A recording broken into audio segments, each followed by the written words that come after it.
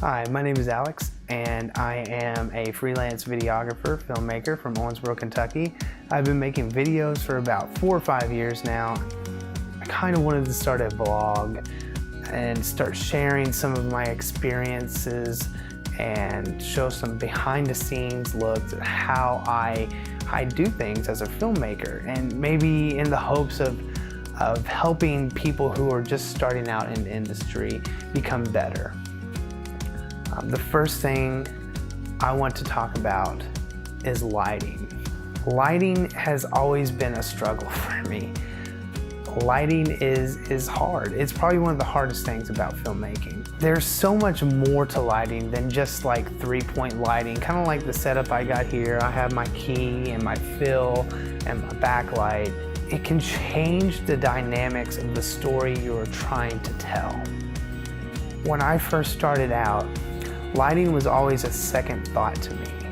A lot of times I would just throw a couple LEDs in front of my subject and blast light into their face and call it a day, when really that's not the best way to go about it. You want to look at the story you're trying to tell or the video you're trying to make.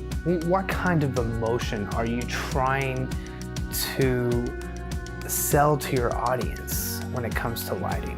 The style of lighting, the type of lighting, the color, how much fill, how much contrast, all plays a role into the story of your film or your documentary or your video or whatever it is you're trying to make.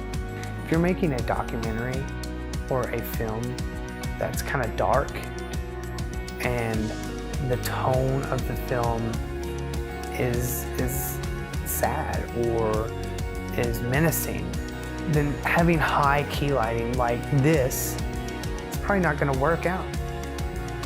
But low key lighting, where you eliminate the fill on the subject's face, will portray an emotion of uneasiness or of sorrow, of depression. So playing with your lighting and knowing how to light your scene effectively according to the story you're trying to tell is crucial. Right now I am shooting this video currently using Aputure LED lights. I have the LS1 over here as my key light, diffusing that light with the ILEDGear Softbox, which comes with a grid, and it's perfect for trying to control spill.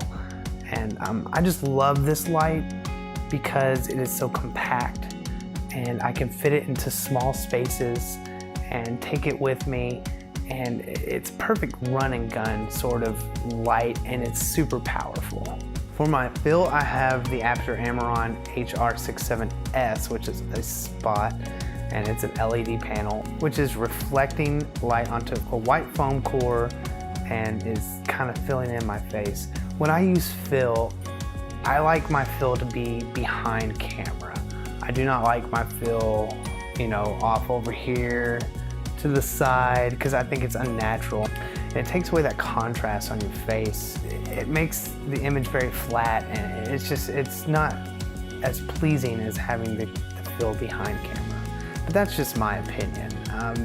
Some people may disagree with that, and that's fine. For backlighting, I have the H198s. They're Aputure lights as well. I have one as a hair light, and then one that's hitting the background, kind of illuminating that for me.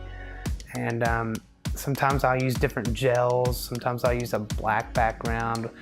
Black backgrounds work really well with gels.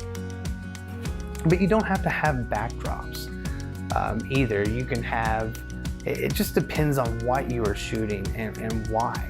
It's about understanding what your story is about and understanding how lighting affects a scene and affects your story. And I'm really trying to put some real thought into why I light the scenes the way I do and what is my motivation behind it.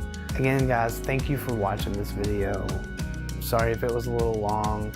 I'm hoping to do more in the future, like behind the scenes and really want to just show you some of the cool things I'm going to be doing here soon. And hopefully, if you guys can learn from some of those things, if you can learn from some of my successes and some of my mistakes, then that'd be great. And we'll kind of go on this journey together. Anyway, thank you. Thanks for watching.